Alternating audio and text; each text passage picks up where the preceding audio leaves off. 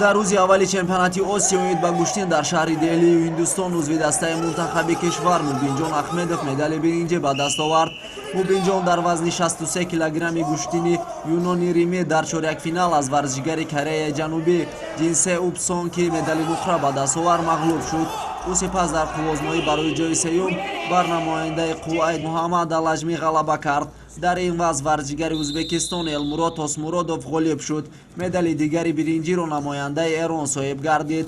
дар рӯзи аввал ҳамчунин ду варзишгари дигари тоҷик Муслииддин Уроқов дар вазни 77 кило ва Суроб Абдулҳаев дар вазни 87 килограмм гӯштин гирифтанд, вале аз медал бенасиб монданд.